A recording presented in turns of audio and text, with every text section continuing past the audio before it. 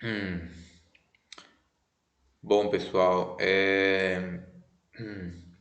essa é a parte 3 no caso. A gente já fizemos o estudo da parte um e da parte 2, né? A parte um a gente tratou da questão se o inferno existe ou não, e a parte 2 a gente tratou se aqueles que morrem sem salvação, se eles queimarão eternamente. Caso você não assistiu nem a parte um e nem a parte 2, é importante que você assista, porque assim você vai conseguir compreender de maneira cronológica, né, todos os acontecimentos e verificar exatamente se o inferno existe ou não, e se os não salvos, no caso, se eles queimarão eternamente, tá bom? Se eles queimarão eternamente ou não, no caso. Ah, então, a parte um eu tratei do introdução, a parte 2 foi o desenvolvimento, e essa é a parte 3 que é a parte final, no caso, aonde a gente vai estar meio que já finalizando esse assunto, né? Porque como ele é muito complexo, muito grande, no caso, muito extenso e completo, eu tive que dividir em três partes no caso, tá certo? Mais uma vez, eu vou ressaltar aqui que a gente não está analisando esse assunto no aspecto do ponto de vista de nenhuma religião, no caso, ou congregação, tá bom? A gente vai verificar aqui exatamente o que está na Bíblia, mostrar o ponto de vista da Bíblia, a interpretação que a Bíblia dá a respeito do assunto. Então aqui a gente não estamos no intuito de atacar nenhuma congregação ou nenhuma religião, tá certo? A gente vai examinar apenas a palavra de Deus aqui, a Bíblia. Então vamos lá.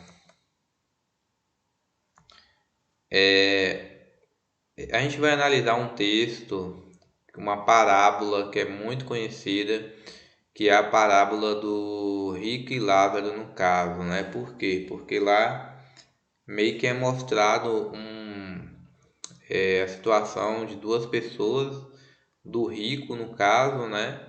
E do Lázaro. Mas a gente vai abordar ela porque muitos acreditam que essa parábola, no caso, né, essa história que Jesus narrou, estaria pressupondo a questão dos mortos poder ter consciência, né, deles poder conversar, né, interagir e tudo mais. Mas vamos verificar para saber se é isso mesmo. Um detalhe importante é que o Messias contou essa história dentro de uma sequência de parábolas, no caso, a parábola do filho pródigo, depois a parábola do administrador infiel e na sequência a parábola do rico e Lázaro no caso. Então ele já vinha ali citando, contando várias histórias em sequências, tá bom? Importante deixar isso aqui ressaltado. Dentre alguns textos que esse é um dos textos de Lucas, no caso capítulo 16, versículo 19 a 31, que no caso é o rico e Lázaro.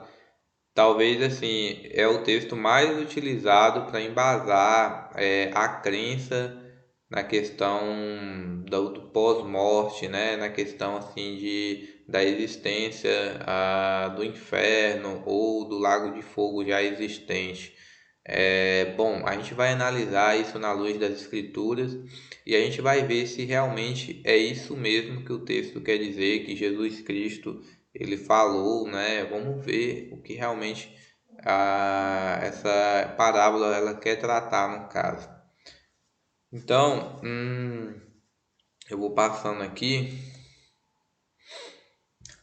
A parábola é caracterizada por um forte contraste entre o certo homem rico que se vestia de púrpura e de linho finíssimo e todos os dias se regalava esplendidamente, conforme está lá em Lucas capítulo 16, versículo 19, e certo mendigo chamado Lázaro, coberto de chagas, o qual desejava alimentar-se com as migalhas que caíam da mesa do rico e os próprios cães vinham, né? Que fala que os próprios cães vinham e lamber-lhes as chagas, conforme está lá em Lucas, capítulo 16, versículo 20 a 21. Então aqui a gente já tem duas características, né? Fala de um homem rico, que se vestia muito bem, de linho finíssimo, que se regalava esplendidamente, né? E também cita a situação do mendigo, do Lázaro no caso, que ele era coberto de chagas e que desejava pelo menos se alimentar das migalhas que caía ali da mesa daquele homem rico no caso, né? Então já começa assim o texto, a questão da introdução dessa parábola no caso, Jesus narrando, né? Ele contando essa parábola, ele descreve esses dois personagens no caso. Ah, com essa narrativa, Jesus pretendia repreender as classes dominantes judaicas, muito especialmente os fariseus, que eram gananciosos, conforme está lá em Lucas capítulo 16, versículo 14, os saduceus, que faziam pouco caso da esperança messiânica, que não acreditavam na ressurreição, tá bom? Conforme está lá em Marcos capítulo 12, versículo 18 a 27, e os escribas, que impunham fardos pesados e difíceis para ser suportado, preso às tradições deles no caso. Então, essa comparação que Jesus está citando do rico e Lázaro e do homem rico e Lázaro, no caso, melhor dizendo, é justamente uma análise para mostrar para esses saduceus, para esses fariseus, que não era o fato deles serem pessoas, vamos dizer assim, importantes da sociedade, pessoas bem-sucedidas, pessoas ricas, que significava que eles estavam salvos, no caso, né? E também não significava que uma pessoa pobre ela era amaldiçoada por Deus. Mas a gente vai se aprofundar ainda mais nessa parte mais na frente. Vamos continuar aqui.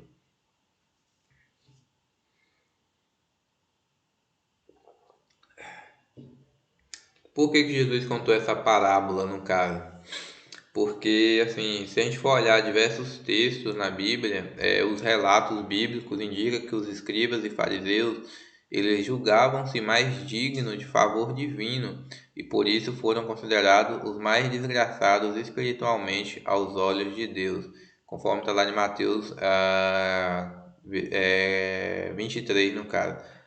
O homem rico é uma representação desses judeus nominais, mergulhados em seu orgulho farisaico, os quais seguiram rigorosamente suas tradições, sem demonstrarem amor para com os gentios. Os judeus deveriam ser depositários dos oráculos divinos, uma luz para as nações, no caso. Os reis da terra deveriam caminhar vendo a glória de Deus sobre eles, né?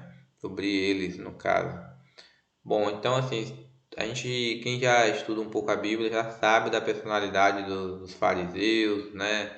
Dessas outras classes que teve na época de Jesus, que contendia com eles. Então, aquela questão que eles eram da linhagem de Abraão, né? Eles se gabavam muito disso. E assim, a gente viu já diversos casos dentro dos relatos bíblicos ali, de situações várias vezes acontecendo por causa da linhagem deles, né? Por eles serem da linhagem de Abraão. Mas vamos continuar aqui. Agora vamos fazer uma análise bem técnica da parábola, tá bom? Do rico e Lázaro. E vamos ver o que a gente consegue extrair dela de informação para que a gente possa analisar no caso.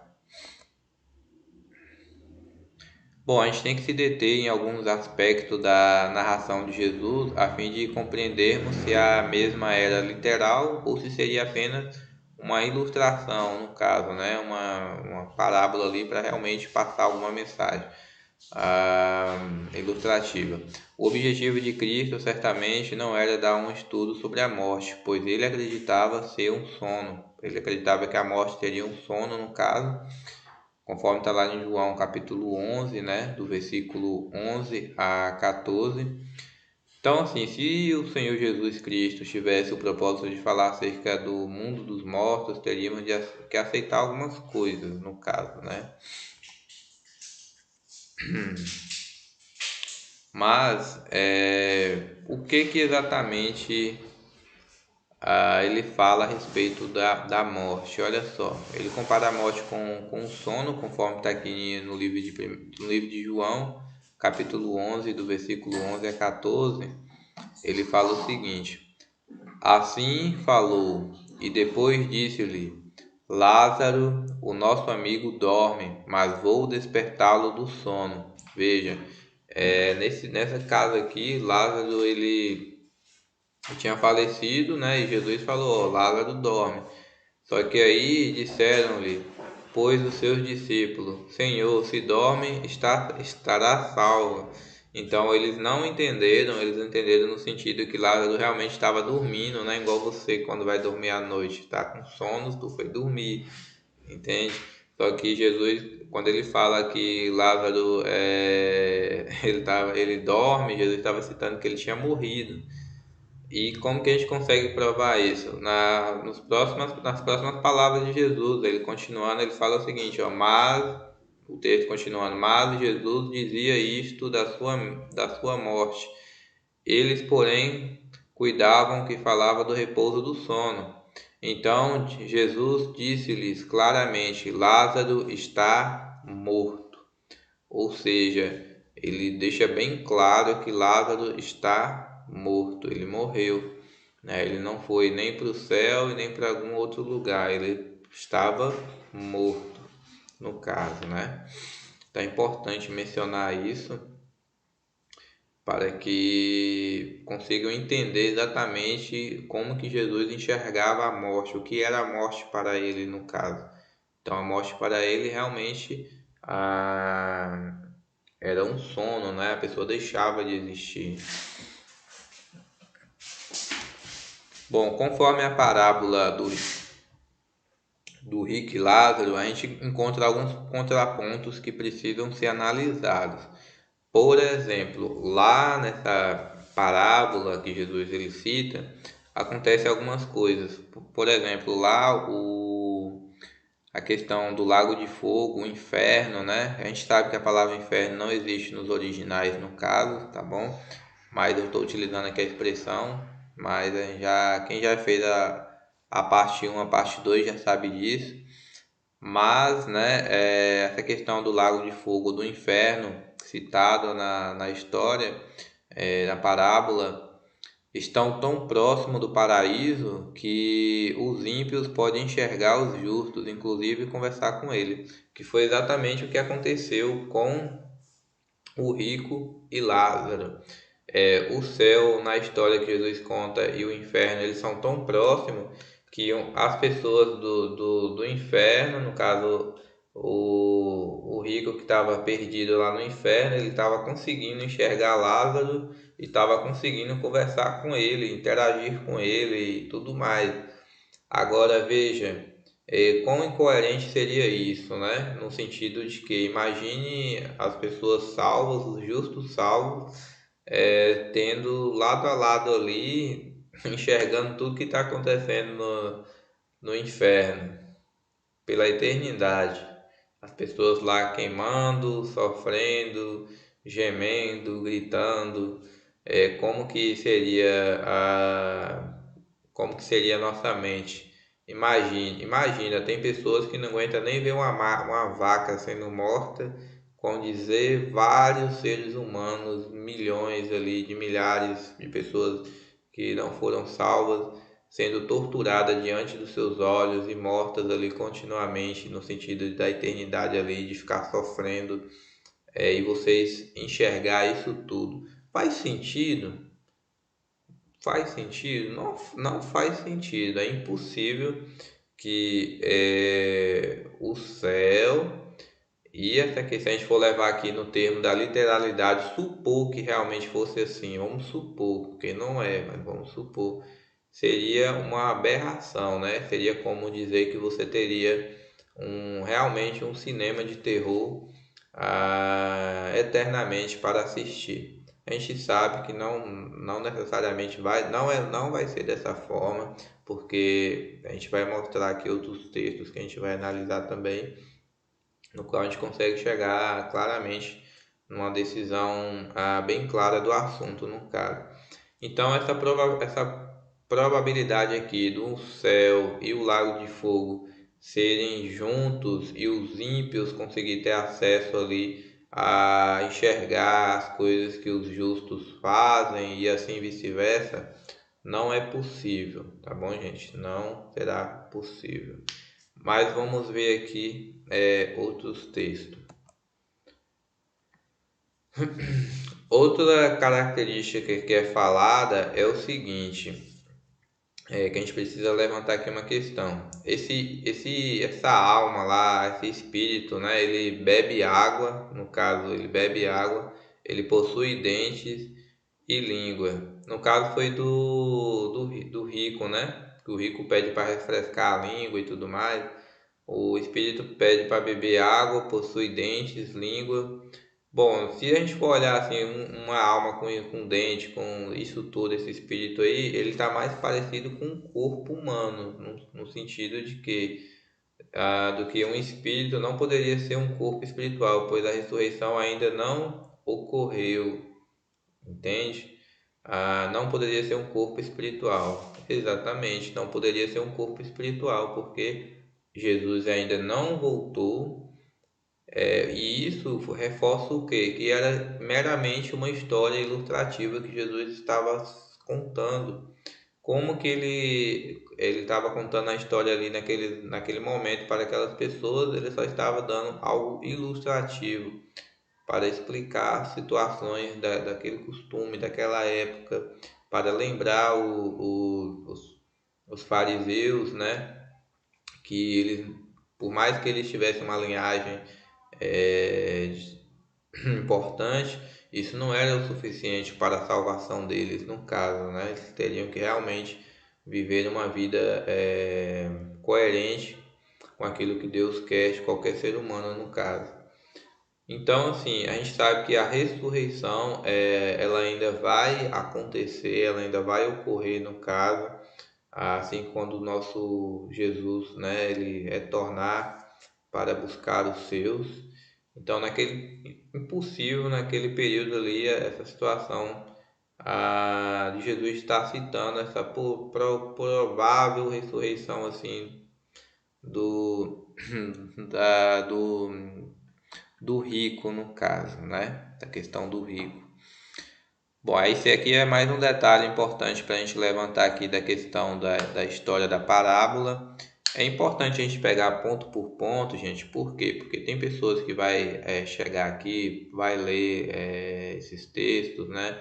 E talvez vai chegar numa conclusão, não, esse lago de fogo ele já existe, quando na verdade estava sendo tratado apenas uma questão de uma parábola mesmo, educativa, ilustrativa, para pontuar algumas questões ali para os judeus no caso. Outro detalhe importante que a gente precisa destacar aqui, talvez se a pessoa ela lê de forma rápida, né, ela talvez deixe até passar muita informação. Mas veja bem, a questão é o seguinte: se a gente for olhar detalhadamente, a gente consegue pegar vários elementos que conseguem provar que isso era uma parábola. E aqui está outro elemento bem interessante. Por exemplo, nos versos 24 e 27 fala o seguinte: Abraão é o intercessor entre Deus e os homens, no caso, né? Ao invés do nosso Senhor Jesus. Então, lá no versículo 24 e 27 cita que Abraão, ele é um intercessor, porque as pessoas que morrem, elas vão para o seio de Abraão. Olha só para você ver, as pessoas morrem, elas vão para o seio de Abraão, conforme Jesus fala no caso. Então, isso aqui se conecta muito com os judeus no sentido de que eles tinham muito orgulho de serem descendentes de Abraão, no caso, da linhagem de Abraão. Então, para eles ali, cara, só isso já era muito importante, já colocava eles em outro patamar, em outro nível, no caso. E Jesus aplica isso aqui nessa parábola, no caso, né? Ele pega esse gancho e utiliza. Mas veja, a gente sabe que o intercessor entre Deus e os homens não é Abraão, gente. Então, isso prova também que era uma parábola, tá bom? Se eu perguntasse para qualquer pessoa que tem um mínimo de conhecimento da Bíblia, quem é o intercessor entre Deus e os homens, quem advoga entre nós, né? Quem é o caminho, quem é a porta, assim, é uma resposta bem simples de responder, tá bom? Inclusive, eu vou até verificar aqui com vocês. Tá lá no livro de 1 Timóteo 2, capítulo 2, versículo 5. E fala o seguinte: porque há só um Deus e um só mediador entre Deus e os homens. E quem é esse mediador? Jesus Cristo. Jesus Cristo. Homem, Jesus Cristo, homem. Jesus. Jesus é o mediador entre Deus e os homens, no caso. Tá vendo, gente? Não é Abraão o mediador, tá certo? Foi mais uma linguagem figurativa que ele utilizou para poder abordar e levantar o tema ali para explicar esses pontos para aquelas pessoas, no caso, tá certo? Então, assim, se a gente fosse considerar essa parábola literal, não seria Jesus o intercessor, no caso, entre Deus e os homens, mas seria sim Abraão, o que seria uma heresia, né? Porque Abraão, ele era um pecador, no caso, porque praticamente veio de Adão e Eva, né? Depois da queda, da linhagem também. Então ele não seria assim o suficiente para morrer na cruz por nós, no caso, né? Tá certo? Então acredito que até aqui ficou bem claro, no caso, esse aspecto aqui. Por mais que Abraão fosse uma pessoa temente a Deus, né, que buscava fazer as coisas o máximo ali para agradar a Deus, ele fez isso, né, de diversas formas, mas ele também teve ali as suas dificuldades, né, no decorrer da vida dele, assim como a gente também tem as nossas, né, a gente tem os nossos desafios, a gente tem as nossas tentações, a gente tem as nossas coisas, no caso. Mas é bem claro aqui, né, acho que aqui todo mundo concorda também que Cristo, né, que Jesus, ele é o mediador entre Deus e os homens, né, conforme está escrito aqui no livro de 1 Timóteo, capítulo 2, versículo 5.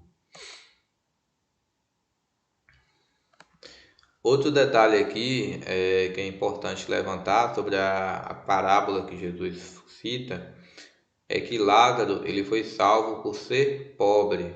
Veja bem, Lázaro foi salvo por ser pobre, ou seja, ele foi salvo pelas obras.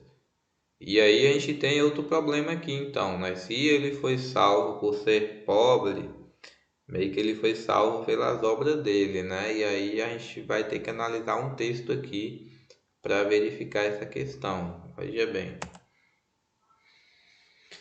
Conforme está lá em Efésios capítulo 2, do versículo 8 e 9, fala o seguinte: porque pela graça sois salvos por meio da fé, e isto não vem de vós, é dom de Deus, não vem das obras, para que ninguém se glorie. Ou seja, ah, o fato dele ser pobre não significa que ele não seria, seria salvo, né? O fato dele ser pobre significa, o fato de alguém ser pobre significa que essa pessoa é salva?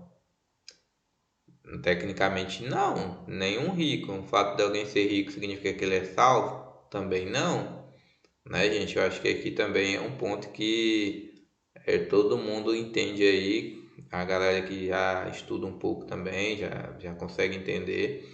O que vai fazer o ser humano ser salvo é ele aceitar a Cristo, tá bom? E fazer assim a sua vontade, aceitar a Cristo, fazer a sua vontade, ser batizado e tudo mais, né? A gente tem situações específicas de alguma pessoa que foi salva, que não teve a oportunidade de descer para ser batizado, igual aquela questão do ladrão da cruz, né? Que o próprio Jesus o conduziu na questão de que ele estaria no reino de Deus, no caso, quando Cristo vier, obviamente, tá bom? Mas é bem interessante aqui notar essa questão. Então veja, faz sentido alguém ser salvo por ser pobre ou por ser rico? Não, porque tem muita gente pobre que faz coisas perversas, fazem coisas ruins, fazem coisas más, tá bom? Então, assim, tem que tomar muito cuidado quando a gente aborda essa situação aqui, porque a gente sabe que a salvação, né, como Efésios fala, ela é por meio de Cristo, né? E não vem de obras para que ninguém se glorie no caso, tá certo?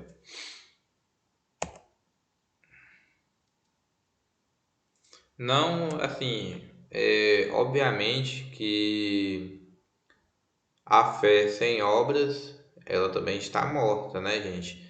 Nós também, assim, a gente tem que encaixar algumas informações aqui, mas o ponto aqui que eu quis meio que trazer é que não é só você ser pobre, não é só, eu sou pobre, eu estou salvo, não preciso fazer mais nada, não é isso, entendeu? A gente tem que ter um compromisso com Deus, a gente tem que ter uma conexão com Ele, a gente tem que buscar Ele, a gente tem que andar ali, né, conforme Ele quer, conforme Ele pede para que a gente faça e tudo mais. Então, nesse ponto de vista, entende? Não só porque eu sou pobre, porque assim tem muita gente que é rico também, que às vezes eu sou rico, eu já estou salvo, entende? Esse tipo de pensamento é muito perigoso, né?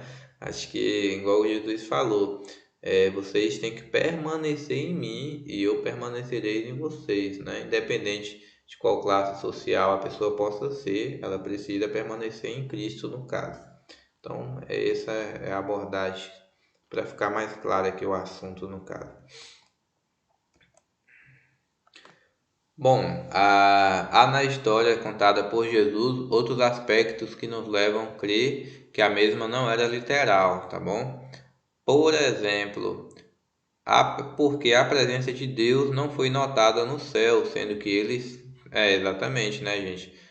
A presença de Deus não foi notada no céu. Como que alguém falaria do céu sem falar de Deus lá, né? Sendo que Ele é o Criador também, o Criador de tudo. E se o seio de Abraão é o lugar para onde vão os salvos por ocasião da morte, para onde foram aqueles que morreram antes de Abraão? Sendo que ele morreu uns 2000 anos antes de Jesus ter vindo. Ou seja, aquelas pessoas que morreram antes de Abraão, gente, para onde que elas foram? Se todo mundo que morre vai para o seio dele. E aí? Veja que aqui tem outro problema, né? Conforme a gente já tinha verificado outras questões que a gente estava examinando, aqui já tem outra questão, o que prova mais uma vez que era apenas uma, uma história, né, de Jesus, ilustrando ali algumas coisas, né, citando uma parábola mesmo, para fins educativos, né? Não era algo literal, tá bom? E assim, a Bíblia ela é cheia desses elementos, né? Tanto no livro de Daniel também, o livro de Apocalipse aborda muito essas linguagens figurativas, tá certo? E se a pessoa ela não se atentar aos detalhes ali do que é falado, ela deixa passar muita coisa, tá bom? Então assim, eu tô pegando ponto por ponto aqui para que vocês, junto comigo, consigam também está verificando, né, exatamente o que a Bíblia mostra no caso. Então a gente nota que lá não nota a presença de Deus, né? O destaque lá é Abraão, no caso, né? A gente não vê Deus, e a gente não vê Jesus. O destaque lá é Abraão. Então, Abraão lá no céu, ó, sendo que a gente sabe que todos os textos assim que a gente for olhar na Bíblia, no qual tem algum acontecimento importante mesmo, tudo assim, cita o Pai e Jesus, tá bom? Cita o Pai e Jesus. Então, quando vier o Filho do Homem, né, com seus anjos e com poder e glória. Então é isso que viu um trono branco, uma porta, um trono branco no céu. Então, assim, é importante verificar isso. E aí fica uma pergunta aqui, então, se o seio de Abraão é o lugar para onde vão os salvos por ocasião da morte, para onde foram aqueles que morreram antes de Abraão?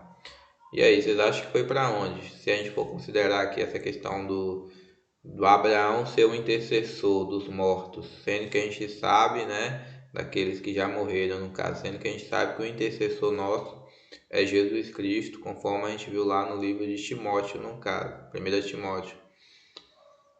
Bom, por aqui vocês já conseguem ver que realmente não era algo literal que Jesus Cristo estava tratando, no caso. Sendo assim, é impossível crer na existência de um lago de fogo ou inferno com base na parábola do rico e Lázaro, no caso, tá bom? Pelos motivos que a gente abordou aqui e examinou no caso. Cristo apenas usou uma crença popular da época a fim de ensinar aos seus ouvintes que uma pessoa não irá para o céu por ser rica, pois os fariseus achavam que aqueles que eram prósperos eram abençoados por Deus e os pobres amaldiçoados. Oi, veja bem, né? Então, eles tinham esse pensamento, eles tinham essa crença, eles tinham essa visão, essa concepção. E essa parábola foi bem assim importante para mostrar para eles que não é bem assim. Não é o fato de você ser rico, no caso, né? No caso dos fariseus ali, não era o fato deles serem ricos e tudo mais que eles eram salvos, no caso, né? Porque só isso não é o suficiente, não é isso que é o suficiente, no caso, na verdade. Jesus inverteu os papéis para mostrar que a riqueza não é uma prova de que Deus está no comando da vida de alguém ou indicação de que esta pessoa será salva e que a pobreza não determina a perdição. Então ele meio que trocou os papéis ali para poder dar essa lição ali de passar um ensinamento mesmo para aqueles fariseus no caso.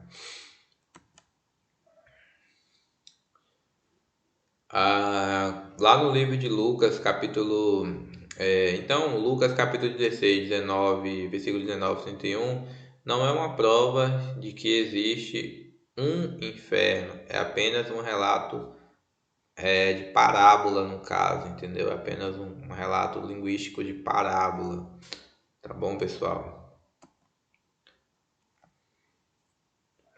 Então, mas se a gente for analisar outros textos assim, vai ser importante também a gente falar, por exemplo, os mortos estão reservados para o dia do juízo, conforme está lá em 2 Pedro, capítulo 2, versículo 9.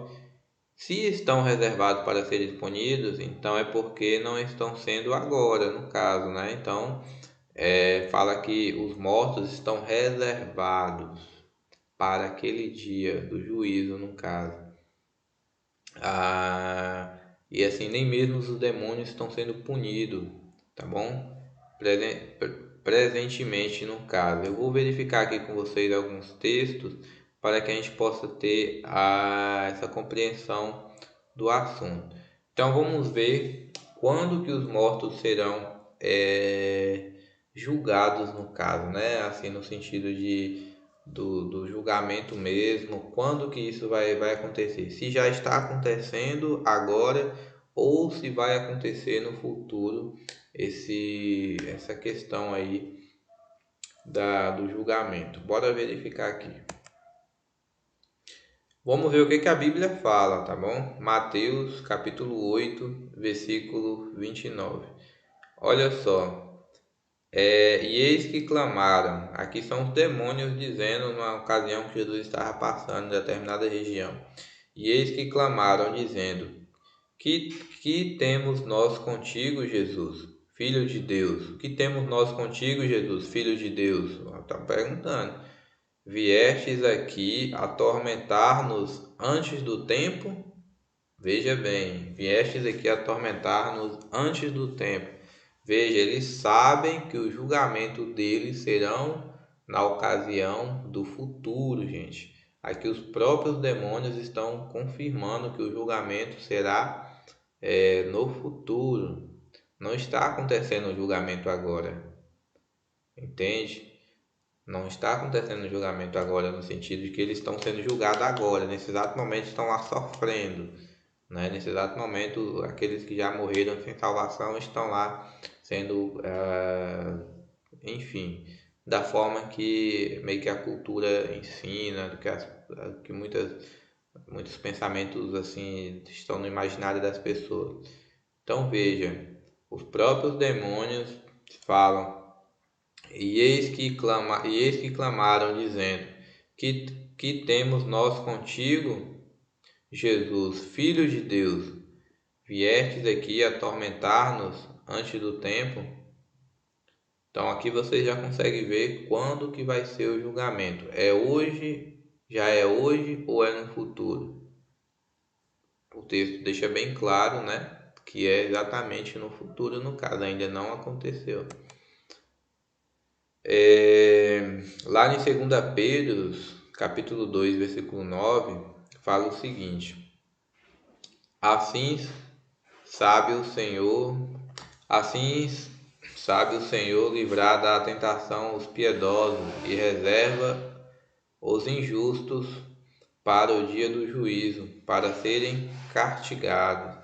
Então veja, mais um texto aqui que fala, né, sobre a questão de quando que vai ocorrer o julgamento no caso. Então fala aqui, ó, assim sabe o Senhor livrar da tentação os piedosos e reserva os injustos para o dia do juízo. Para reserva, gente, ó, reserva para o dia do juízo. Isso está onde? No futuro. Isso está programado para o futuro, não agora, entendeu? Não morre ninguém agora e a pessoa já é julgada, assim, no sentido, já vai ser punida, né, nesse aspecto. Não, isso vai ser feito no futuro, tá bom? Conforme o texto diz. Lá em Eclesiastes, capítulo 9, versículo 5, fala o seguinte, esse texto é importante porque ele trata sobre a questão se os mortos têm ou não consciência, né? E bora ver o que ele fala aqui então. Vou ler aqui o que está em azul, porque exatamente ali o capítulo 9, versículo 5. Você também pode acompanhar aí na sua casa, né? Você pode pegar a sua Bíblia, você pode acompanhar juntamente comigo aí. Porque os vivos sabem que hão de morrer, mas os mortos não sabem coisa nenhuma, mas a sua memória já ficou entregue ao esquecimento. Então, o texto deixa bem claro que os mortos não sabem coisa nenhuma, gente. Que a memória já se fez ao esquecimento. Então, o texto deixa muito claro que os mortos não sabem coisa nenhuma, tá bom?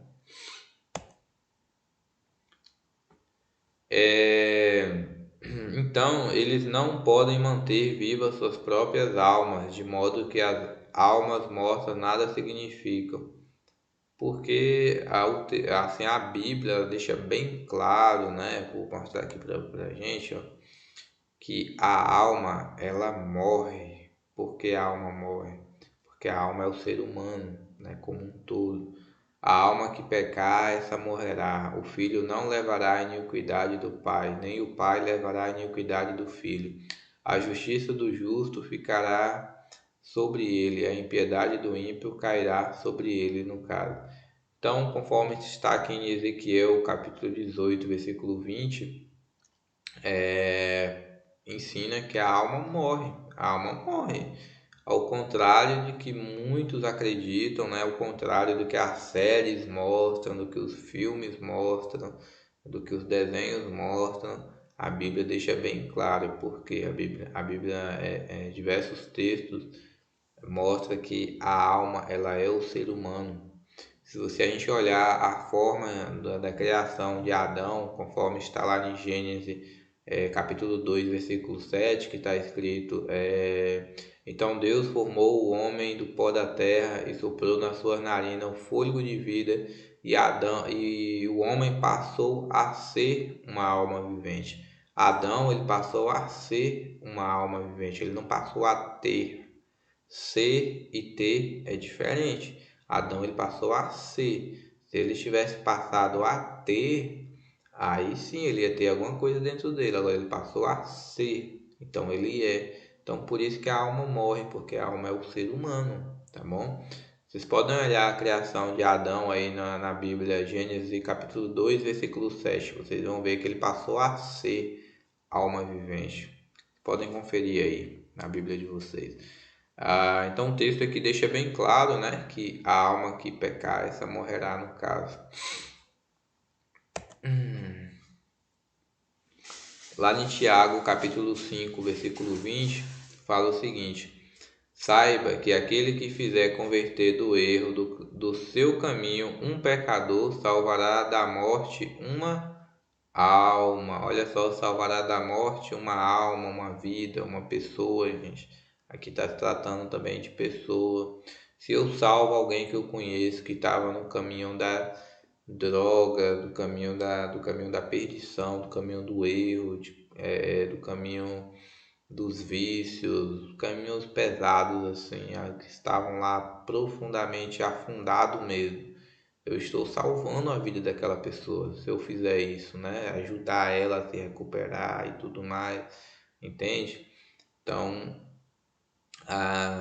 se uma professora salvar alguns alunos da sala de aula que estavam pegando fogo, algo desse tipo, ela salvou várias vidas, entende? Isso é muito importante mencionar. Então, esse aqui é mais um texto no qual a gente consegue verificar.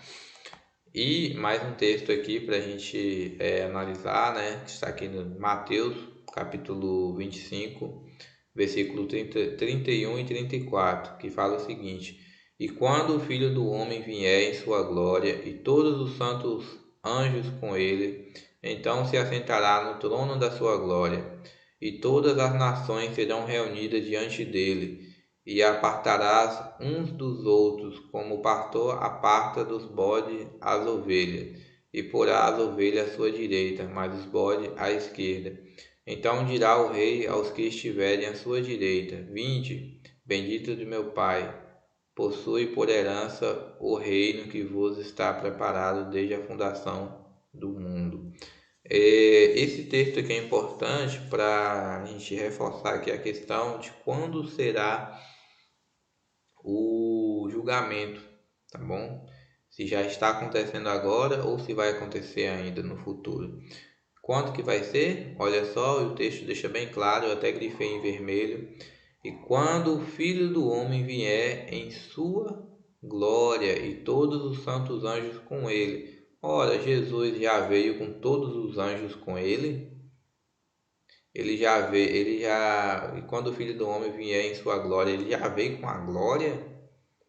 Por quê? Porque a primeira vez que ele teve que vir nessa terra, como um homem, né? Ele teve que se esvaziar dos seus poderes, dos seus atributos, nascer dentro do ventre de uma virgem, no caso.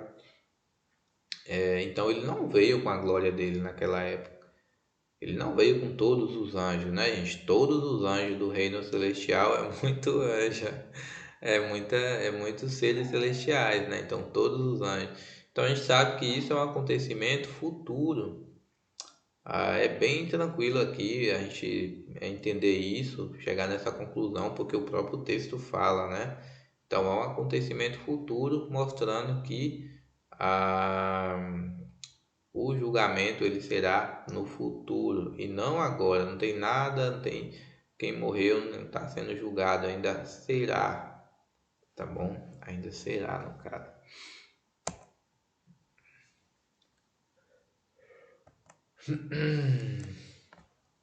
Como se vê esta parábola, calma aí que eu pulei muito.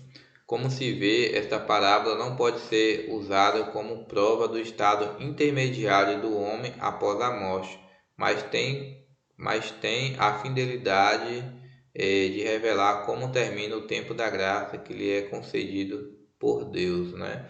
Então, a gente temos que estarmos atentos nas nossas vidas, no caso, né, gente, para que quando a gente descansar, a gente possa estarmos descansando verdadeiramente em Cristo, né? Para que assim Ele possa nos conceder o galardão naquele grande dia e e o nosso nome possa estar no livro da vida, tá bom? Em nome do nosso Senhor Jesus Cristo, devemos andar conforme Ele nos orienta.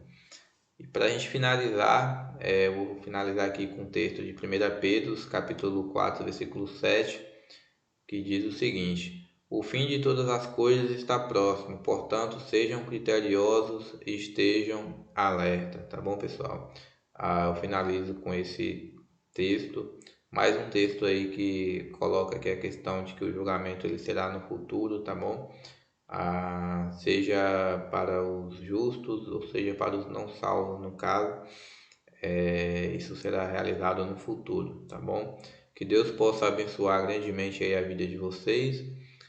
Peço que se inscrevam no canal, comente aqui nos comentários, participem, deixem suas sugestões de vídeo aí nos comentários, de coisas que vocês têm dúvida e querem que eu possa estar trazendo para a gente analisar à luz das escrituras. Que Deus possa abençoar grandemente cada um, tá bom? Muito obrigado por você que tem acompanhado aqui o canal, que vocês que se inscreveram também, você que é novo aqui, que está assistindo, tá certo? Muito obrigado. A paz do nosso Senhor Jesus Cristo seja com você.